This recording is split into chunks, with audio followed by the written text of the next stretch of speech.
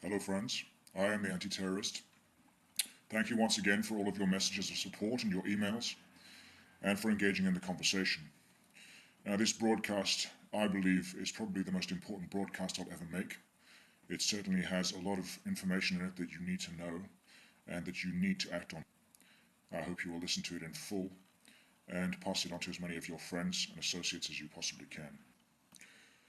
Over the past century, we people who were once independent, capable, and able to manage our own medical, financial, and legal affairs have now been reduced to dependence, reduced to incompetence.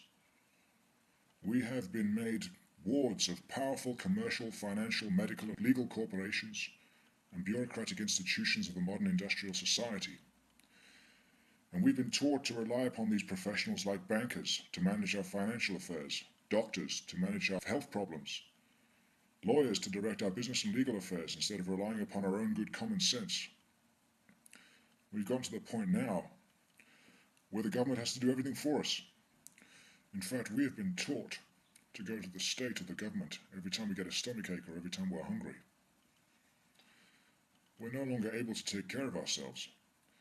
If you turned a Westerner loose with a live chicken, he'd make a pet out of it and starve to death. He couldn't kill that chicken, pluck it, cook it, and eat it. He has to go to McDonald's for his McNuggets.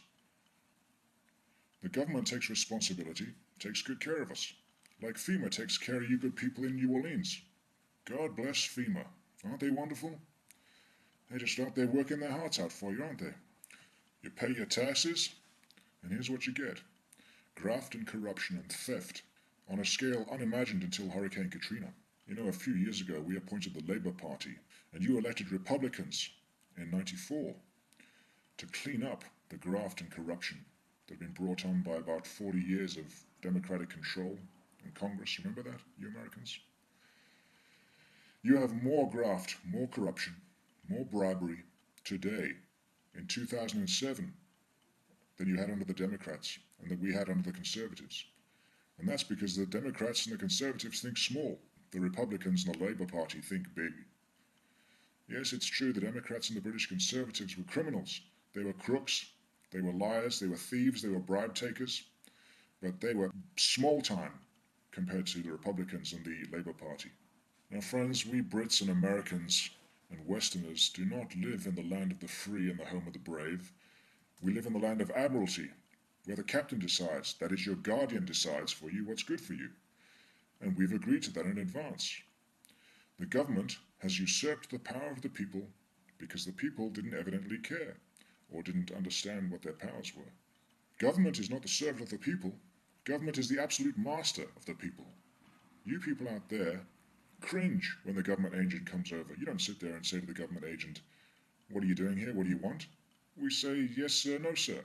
We've been taught to be subservient to the government, and we are. We, the voters, see ourselves as being sovereign. We elect our representatives. We're the boss and they're our servants. And that's absolute nonsense. See, Bush is not your servant, he's your master. Brown is not our servant, he's our master. We haven't elected a servant, we've elected a guardian. And as guardians, they go to Washington or Parliament and make the laws that they determine are good for us. The wards. That's the way the game is played, that's the way it works. You know it as well as I do. You can sit there and write letters to your representative all you like till you're blue in the face. And they'll just pass whatever legislation that General Motors, Microsoft, and IBM tell them to. Now, if these guys are really our servants, you've got your chauffeur, your butler, and your cook making your laws for you and telling us when to get up, when to go to bed, and what to do in between. They rule over us with a rigor. We complain about being in the People's Republic of London or the People's Republic of New York. Come on, people. We are the sovereigns, and we're the masters, and our kitchen help is making our laws for us and telling us how to live. We call this freedom? We call this liberty? Well, what would you call tyranny? What would you call slavery? What greater tyranny can there be than a legislative body and a justice system working together in a jurisdiction called admiralty to compel you against your will and over your objection to do that which you do not want to do? You call that freedom? We call America and Britain the freest nations on earth? What the hell is free about that? And we're over there in Iraq trying to enforce that upon those Iraqis and call it democracy? No, we're not spreading freedom and liberty to the Iraqis. We're bringing tyranny upon the Iraqis. We're bringing the admiralty upon them. The Iraqis didn't even have an income tax until we forced our way in there and imposed it upon them. They didn't have gun control either, and we forced that upon them too. We brought upon the Iraqis the same tyranny we brought upon ourselves with this process of admiralty jurisdiction. You see, unknowingly, we, the people of America and Western Europe, Canada, Australia, and New Zealand, have been cunningly coerced out of our common law rights and forced into this admiralty jurisdiction. Now, the method of persuading the people to volunteer into the civil law in the 20th century is accomplished by social security cards, driver's and business licenses, marriage licenses, and other contractual entanglements with the government. It's done by our consent. We give up our unalienable rights under the common law and our constitutions for privileges under the civil law of the state. Now, for those of you who don't know what I'm talking about, allow me to enlighten you. We have two forms of law on this planet, the rule of the sea and the rule of the land. The common law is the rule of the land and the people on the land. Historically, the common law has only dealt with land, labor, and substance. It's the law of property. It's predicated upon the Ten Commandments.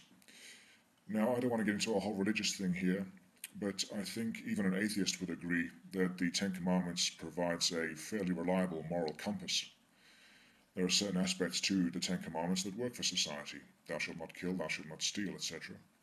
The civil law is the law of the ruler, the rule of the sea, the rule of money, admiralty jurisdiction.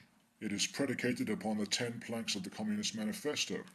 And the 10 planks of the Communist Manifesto is simply a reincarnation of the ancient Babylonian mystery religions that's been around for about 5,000 years. Now, admiralty law deals with profits, taxes, contracts. Now, you don't have to be on a ship at sea to come under admiralty jurisdiction. The jurisdiction can attach merely because the subject falls within the scope of maritime law, such as the use of bills, notes, checks, and credit. All of these fall under the scope of admiralty jurisdiction. Now, you can call it communism, you can call it socialism, you can call it admiralty, you can call it the Roman civil law, but it is the exact opposite, the diametric opposite of the Ten Commandments, 180-degree opposite to the Bill of Rights and your Constitution. If there's a contract involved, basically you're an admiralty. Now, there are 2.5 million laws in the West here, and they're all done by contract. You agreed to this. Now, maybe you didn't make an express agreement, but we have a thing called adhesion contracts. An adhesion contract, that's a contract that maybe you don't know anything about. You don't have to know anything about the terms and conditions of these contracts to be bound by them. A warranty, for instance, that's an adhesion contract. A driver's license, marriage license, business license, social security, the dole, they're all adhesion contracts. Now, of course, we Brits and us Americans and us Canadians and New Zealanders and Australians, we contract all the time.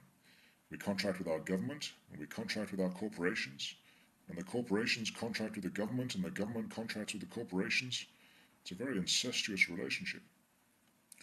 So what exactly is a contract? What exactly are we talking about here? Well, the definition is an offer with acceptance plus consideration over time. So there has to be consideration. Consideration is money. It doesn't have to be money, but it could be a mutual exchange of some sort. There has to be acceptance, there has to be an offer, and there has to be a time frame. If any one of those elements is missing, you don't have a contract. But every one of those elements is in place with a driver's license. And yet, if you go to a dictionary and you look at license, it says a license is not a contract. And they'll say Social Security isn't a contract. But excuse me, there's an offer, we accept it, there's a time frame, and there's consideration. Isn't that a contract? No, they tell you that's not a contract. But still, a rose by any other name. You can go and put any label you like on it, but for all practical purposes, ladies and gentlemen, when you've got an offer with acceptance over time with consideration, you've got a contract. And when you've got a contract, it's going to sit in admiralty. It's really that simple. Now, these contracts have consequences. When you sign up for the driver's license, you're inviting the traffic policeman to come into your life. When you're taken into the traffic court, you see, it's alleged that you've breached your contract. There's a duty that you had that you didn't perform. When you sign up for that business license, and you're acting in trade, commerce, business, and industry, then you're asking the state to butt into your life. When you join the army, you're asking someone to butt into your life. They'll tell you when to get up in the morning, when to go to bed, and what to do in between. There's little or no freedom involved with these admiralty contracts. Admiralty requires seaman's papers,